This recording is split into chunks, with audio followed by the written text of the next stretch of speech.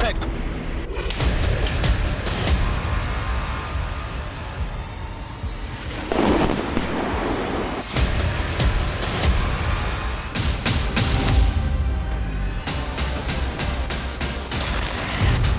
Putin का जंगी record, 38 second में हारा नाटो।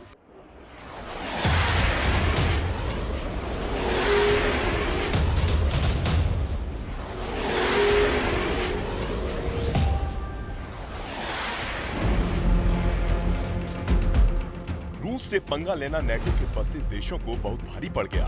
एक वीडियो सामने आया है जिसमें बाल्टिक सागर के ऊपर रूस के सुखोई विमान ने नाटो देश के एक F-35 को हमला करने से पहले ही मार भगाया है।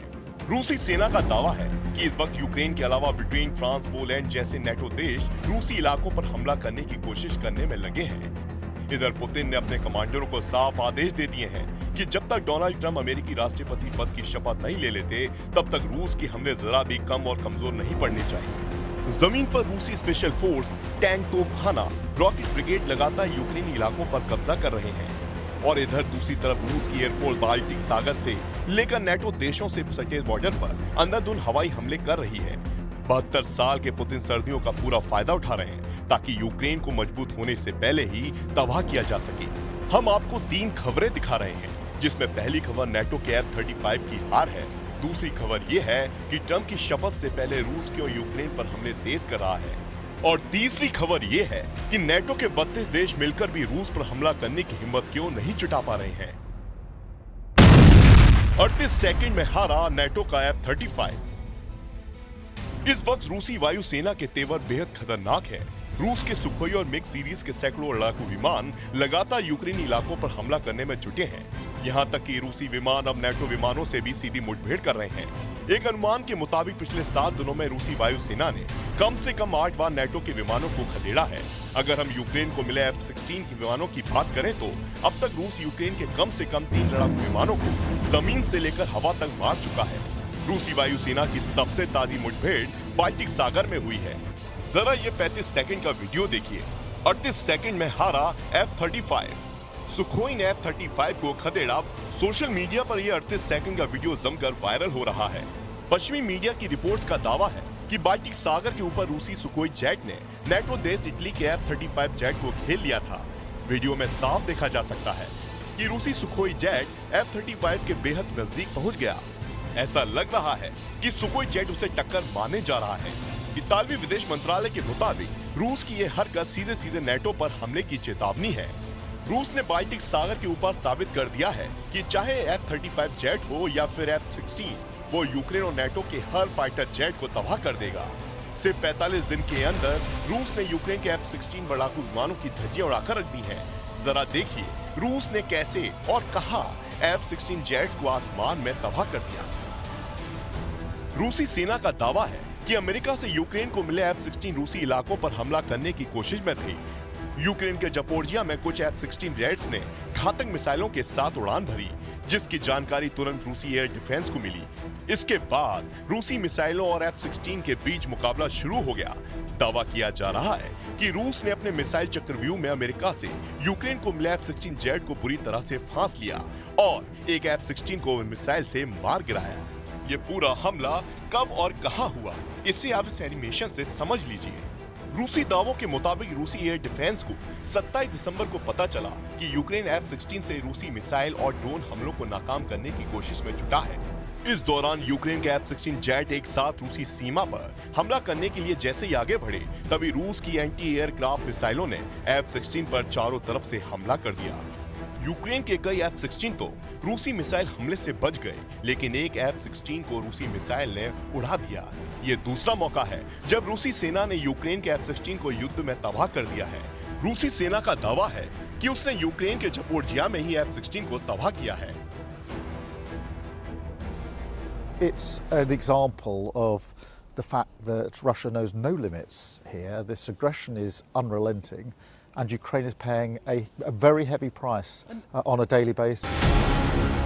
लगभग 3 साल की जंग में जमीन के साथ साथ रूसी सेना ने मिसाइल, ड्रोन, रॉकेट से बेताशा हमले यूक्रेन पर किए हैं।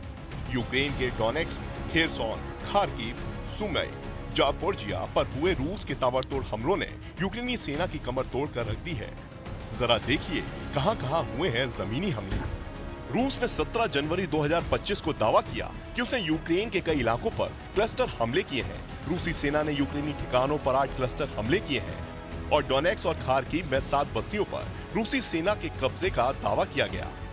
रूसी रक्षा मंत्रालय ने यहां तक का दावा किया कि पश्चिम रूस के कुर्स्क इलाके पर यूक्रेन ने जितने इलाके पर कब्जा किया था, उस कुल इलाके में से 63% इलाका रूसी सेना ने दोबारा जीत लिया है, जो लगभग 801 वर्ग किलोमीटर का इलाका है। 17 जनवरी 2025 तक फ्रंट लाइन पर रूस और यूक्रेनी सेना के बीच 97 मोर्चों पर आमने सामने की जंग चल रही है। यूक्रेनी सेना ने दावा किया कि उसने खार्किव, कुप्स्यांक और कोर्पोवर्स्क की दिशा में रूसी हमलों को विफल कर दिया है। Українці змушені оборонятися ще й проти корейців, яких перекинули сюди за понад 6 тисяч кілометрів, перекинули, щоб знищувати наше життя і нашу державу. Я пишаюсь всіма нашими хлопцями, кожним українським воїнам, які захищають свій дім від цієї навали щоденно. यूक्रेन के डोनेक क्षेत्र में पोर्कोवस्क का रूसी वीडियो देखिए। लगभग 1 मिनट के इस वीडियो में रूसी ड्रोन यूक्रेनी सेना के मोर्चों को तबाह करने में जुटा है। रूसी सेना का दावा है कि उसने यूक्रेन को मिले लेपर्ड टैंक और यूक्रेन के सैकड़ों सैनिकों को ड्रोन हमलों में मार डाला है। रूसी सेना ने इस वीडियो को 16 जनवरी 2025 को जारी किया है। रूसी सेना का दावा है कि उसने ड्रोन के जरिए बंकर में घुस कर यूक्रेनी सैनिकों को जान से मार दिया है। वीडियो में देखा जा सकता है कि रूसी सैनिक ड्रोन हमले के बाद बंकर और सुरंगों में मौजूद यूक्रेनी सैनिकों पर अंधाधुंध हमले कर रहे हैं, जिसकी वजह से भारी संख्या में यूक्रेनी टैंक तबाह हुए हैं, जबकि यूक्रेनी सैनिक मारे गए हैं। ये रूसी सेना की तरफ से जारी पहला ऐसा वीडियो है जिसमें रूस के आत्मघाती ड्रोन स्पेशल फोर्स के सैनिकों के साथ यूक्रेनी सेना के मोर्चों पर खूनी हमले कर रहे हैं।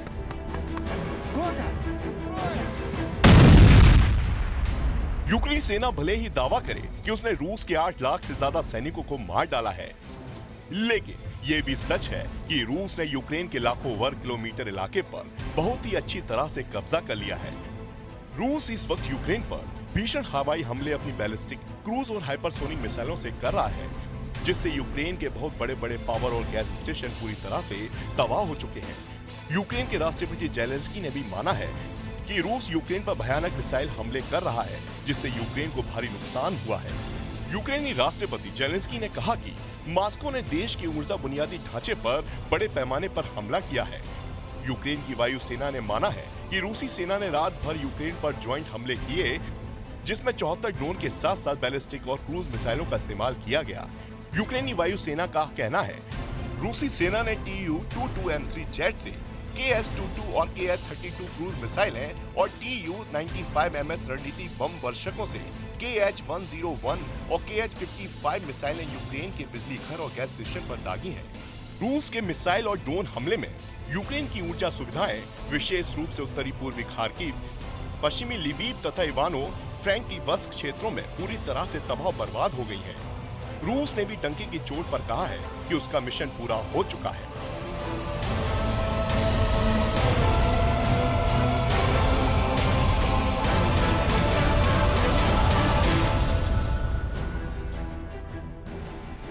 इधर मरता हाफता यूक्रेन नेटो की तरफ अभी भी टकटकी लगाए देख रहा है। 35 महीने बाद रूस यूक्रेन जंग में हालात बेकाबू होते जा रहे हैं। 32 देशों वाला नेटो भी अब पुतिन के साथ आर पार की जंग करने का मन बना रहा है। ब्रिटिश स्टॉर्म शैडो मिसाइल से रूस के काफी अंदर यूक्रेनी सेना हमला कर रही है। दावा किया जा रहा है कि ब्रिटिश स्टॉर्म शैडो मिसाइल से रूस के सैन्य ठिकानों पर हमले किए गए हैं। वहीं रूसी सेना का साफ कहना है कि उसके एयर डिफेंस सिस्टम ने ब्रिटिश स्टॉर्म शैडो मिसाइलों को हवा में ही तबाह कर डाला है। रूसी सेना का दावा है कि वो अब तक यूक्रेन को ब्रिटेन से मिली 12 स्टॉर्म शैडो मिसाइलों को हवा में ही तबाह कर चुका है। इधर जमीन पर रूसी सेना तेजी से पूर्वी यूक्रेन, मध्य यूक्रेन और दक्षिण यूक्रेन के इलाकों पर कब्जा कर रही है। कुर्स्क इलाके में रूसी सेना ने पैदल सेना और टैंकों से हमले बेहद तेज कर दिए हैं। उत्तर कोरिया के सैनिकों के साथ मिलकर रूसी सेना ने पूर्वी यूक्रेन के कुर्स्क इलाके में हमले किए हैं। लगभग 102 मोर्चों से यूक्रेनी सेना भाग चुकी है। एक रिपोर्ट के मुताबिक यूक्रेन के लगभग 20% इलाकों पर रूसी सेना कब्जा कर चुकी है। यूक्रेनी इंटेलिजेंस ने भी दावे किए हैं कि रूस की पर बहुत बड़ा हमला कर सकता है। अब आप ये जान लीजिए कि फ्रांस यूक्रेन जंग में किस तरह से रूस को टक्कर देने जा रहा है। खबरों के दावों के मुताबिक फ्रांस ने राष्ट्रपति इमैनुअल मैक्रोन ने अगस्त 2024 से अब तक यूक्रेन से गुप्त तरीके से हथियार और अपनी स्पेशल फोर्स के कमांडोज को पहुंचा दिया है। दावा किया जा रहा है कि फ्रांस ने अपनी घातक तोपें बख्तरबंद वाहनों को पूर्वी यूक्रेन में पहुंचा दिया है, जहां रूसी सेना की तरफ से सबसे भीषण हमले पूर्वी यूक्रेन पर किए जा रहे हैं।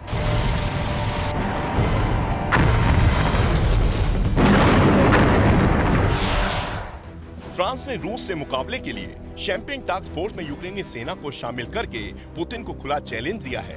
फ्रांस एक नई ब्रिगेड एनी ऑफ कीव बनाई है जो रूस पर हमला करने जा रही है। यूक्रेन के लिए बनी एनी ऑफ कीव ब्रिगेड में यूक्रेन के 4500 सैनिक शामिल किए गए हैं, जिसमें 2000 सैनिक फ्रांस से जबरदस्त ट्रेनिंग और हथियार लेकर पहुंच रहे हैं। इसके अलावा फ्रांस ने अपने घातक 18 से ज्यादा AMX-10 हल्के टैंक यूक्रेन पहुंचा दिए हैं। वहीं फ्रांस की सबसे घातक एडवांस तोपखाना सीजर आर्टिलरी भी यूक्रेन पहुंच गई है। इसके अलावा हजारों छोटी दूरी की मिसाइलें और एयर डिफेंस सिस्टम रूस के खिलाफ जंग में फ्रांस की तरफ से उतर चुके हैं। फ्रांस के राष्ट्रपति इमैनुअल मैक्रोन का साफ कहना है कि हम युद्ध को लेकर मांसाहारी नहीं हैं और ना ही हम युद्ध को लेकर शाकाहारी बने रहना चाहते हैं। हम चाहते हैं कि अब वक्त आ गया है कि रूस के खिलाफ सर्वाहारी बने ताकि यूक्रेन को रूस से बचाया जा सके।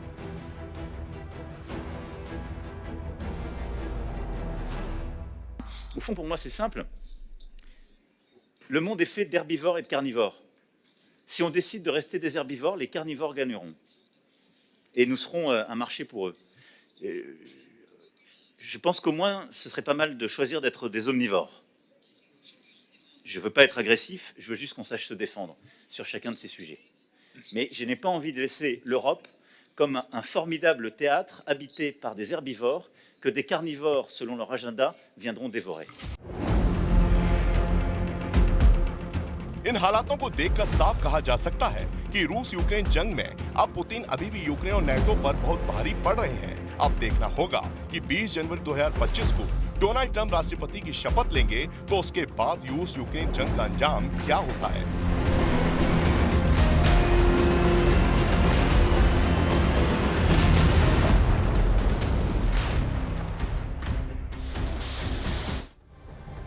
रूस और ईरान ने सैन्य सहयोग समझौता करके अमेरिका की टेंशन अब बढ़ा दी है। प्रेसिडेंट पुतिन और ईरान के राष्ट्रपति ने युद्ध डील पर साइन कर दिए और समझौते के बाद पुतिन ने पश्चिमी देशों और अमेरिका को ईरान के मामले में दखल न देने की धमकी भी दे डाली है। तो वहीं दूसरी तरफ ईरान का एक सुपर एजेंट अमेरिका की खुफिया एजेंसी CIA में सेंधमारी का दोषी ठहरा दिया गया है।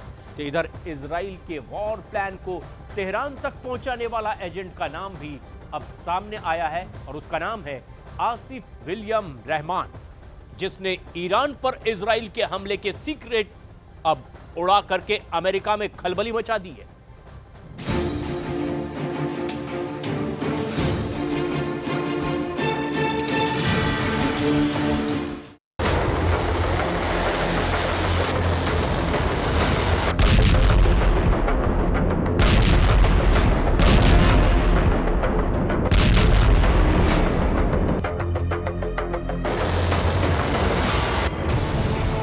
साल 1 अक्टूबर को ईरान ने इजराइल पर सैकड़ों मिसाइल दागी। तेल अवीव को बारूद से पाट कर ईरान ने पूरी दुनिया को इस हमले की जानकारी दी। इजराइल पर हुए इतने बड़े हमले के बाद नेतन्याहू सिर्फ मिसाइल अटैक का बदला लेने का दावा करते रहे, वो भी 1-2 नहीं, पूरे 25 दिन तक इजराइल ईरान की मिसाइल बौछार पर पलटवार नहीं किया।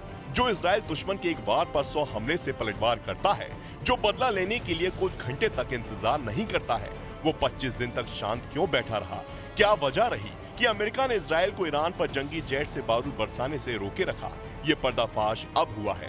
जानकारी ने अमेरिका और इजराइल दोनों को दहला दिया है। CIA में ईरान के जासूसों का बड़ा नेटवर्क। तेहरान ने उड़ा दिए ट्रंप के टॉप सीक्रेट। इजराइल को 6 फ्रंट पर पीटेगा डबल एजेंट।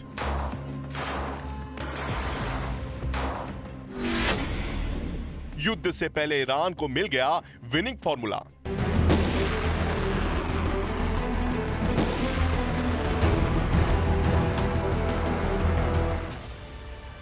प्रेसिडेंट ट्रंप के पास वक्त बहुत कम बचा है। शपथ के बाद उनका पहला निशाना ईरान है।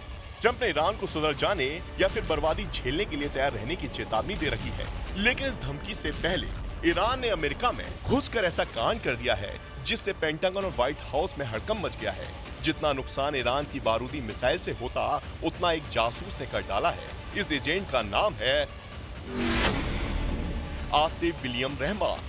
ये कहने को तो CIA के लिए काम कर रहा है, लेकिन असल में आसिफ विलियम रहमान निकला ईरान का सुपर एजेंट।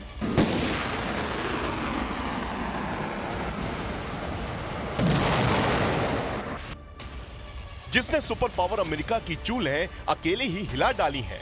आसिफ रहमान के कारनामे के खुलासे के बाद FBI के होश उड़े हुए हैं। ईरान के एजेंट ने कितनी गहरी सेंधमारी की है? क्या इस एजेंट ने सुपर पावर के वॉर प्लान का पूरा ब्लूप्रिंट ही उड़ा लिया है?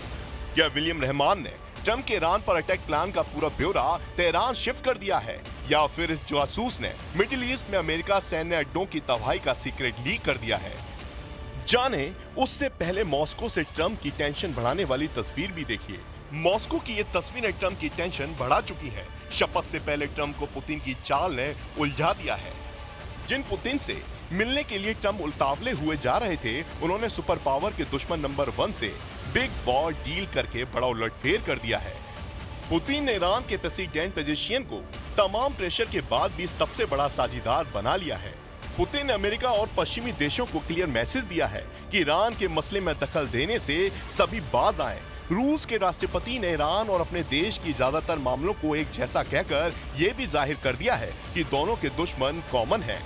Смотрели и целый ряд актуальных внешнеполитических сюжетов. Позиции России и Ирана по большинству из них во многом совпадают. Наши страны твердо отстаивают принципы верховенства международного права, суверенитета государств, невмешательства во внутренние дела других стран. Проводят независимый курс на мировой арене, сообща решительно противостоят давлению.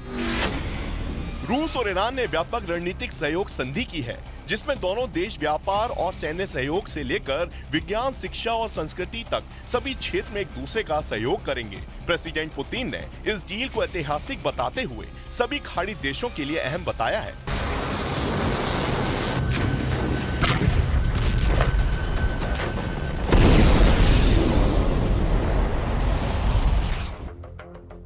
प्रेसिडेंट पुतिन से मिली मुंह मांगी सौगात के बाद ईरान के राष्ट्रपति ने दुश्मनों को मैसेज देने में देर नहीं लगाई। पेजेश्कियान ने रूस ईरान पैक्ट को नया अध्याय बताया है। همه زمینه‌ها به ویژه در زمینه همکاری‌های اقتصادی خواهد گشود. اطمینان دارم این سند که بر اساس منافع مشترک دو کشور تنظیم شده می‌تواند ईरान के प्रेसिडेंट ने सत्ता संभालने के बाद तीसरी बार पुतिन से मुलाकात कर बड़ी कामयाबी हासिल कर ली है। वहीं रूस ने साफ किया है कि इस डील से अमेरिका का कोई लेना देना नहीं है। हालांकि ट्रंप से पुतिन की मुलाकात की सुर्खियों के बीच ईरान से हुआ समझौता नई कहानी गढ़ रहा है। इसकी वजह पुतिन के सामने पेजेश्कियान की कही ये बातें हैं, जिसमें उन्होंने अमेरिका को दुनिया भर में अराजकता फैलाने वाला ठहरा दिया है। غربی باید به نگرانی‌های امنیت دیگر کشورها احترام بذارند و از تحمیل زیادخواهی‌های خود به دیگران پرهیز کنند.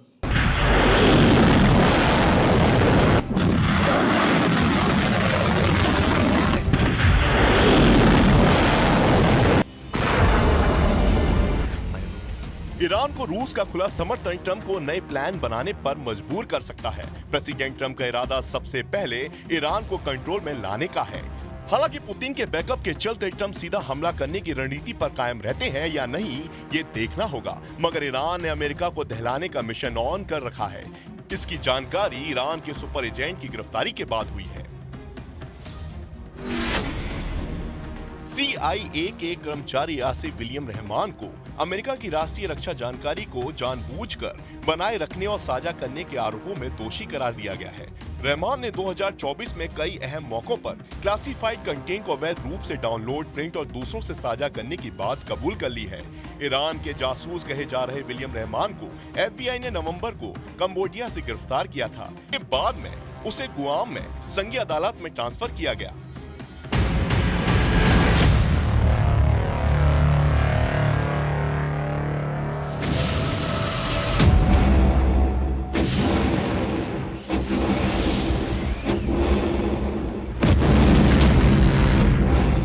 जांच पड़ताल के बाद विलियम रहमान की कलई खुल गई। ईरान के सुपर एजेंट ने इजराइल के अटैक प्लान का पूरा ब्यौरा ही तेहरान पहुंचा दिया था। अक्टूबर 2024 में इजराइल ने ईरान पर मिसाइल हमले का बदला लेने का प्लान बनाया था।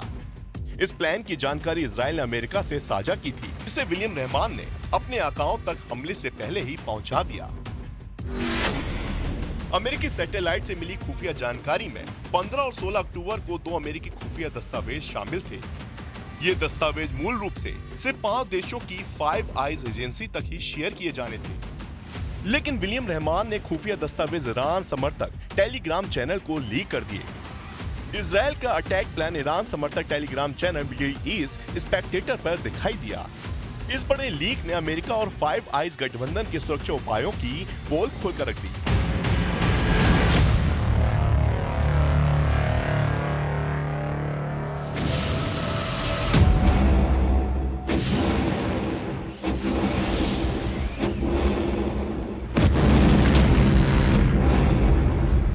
हालांकि इस लीक के बाद इजराइल ने ईरान पर एयर स्ट्राइक को कुछ दिन टालकर अक्टूबर महीने के आखिरी हफ्ते में अंजाम दिया था।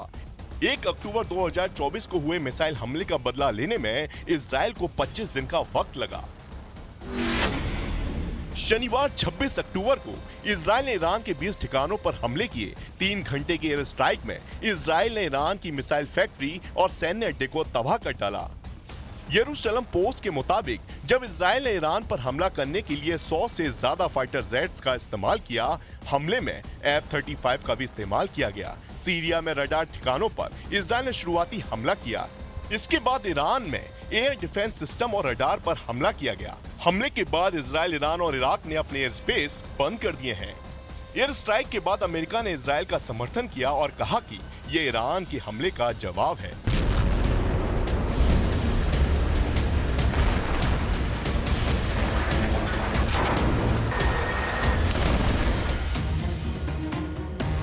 उधर सीआईए में घुसे ईरान के एजेंट की शिनाख्त का काम चल रहा है।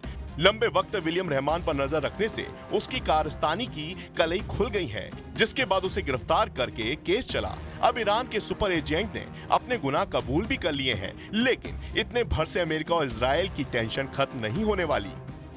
वजह यह है कि सीआईए में विलियम रहमान इकलौता एजेंट है, इसकी कोई गारंटी नहीं है। तेहरान के लिए सीक्रेट मिशन को कौन कौन अंजाम दे रहा है, इसका अब तक पता नहीं चल पाया है। सीरिया में भी ईरान ने अपनी पैठ जमाने का ऐलान कर दिया है। सुप्रीम लीडर अली खामनेई ने यमन और लेबनान में लड़ाका ग्रुप को एक बार फिर से एक्टिव मोड पर आने का मैसेज दिया था, जिसका असर दिखने लगा है। رأس همه اونها آمریکای طماع و جنایتکار مجبور خواهند شد دست از سر مردم منطقه و ملت‌های منطقه بردارن و با ذلت از این منطقه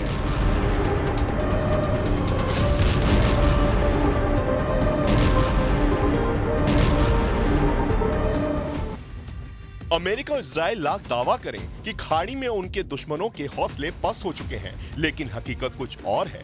ईरान के सुप्रीम लीडर ने सीरिया में अमेरिका के नए सैन्य अड्डे को बर्बाद कर डालने की धमकी भी दे रखी है। حالا به این جوله باطل نگاه نکنید، بدانید اینا که امروز جبلان میرن یه روز زیر پای مؤمنین لگدمال خواهند.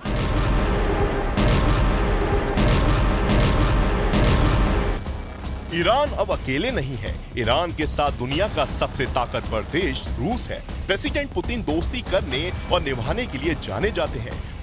पुतिन से दुश्मनी का क्या मोल है, ये यूक्रेन की तस्वीरें बताती हैं। यूक्रेन को बारूदी खंडहर बनाने वाले पुतिन ने खाड़ी मुल्कों में ईरान को हर तरह से मदद पहुंचाने का ऐलान कर दिया है।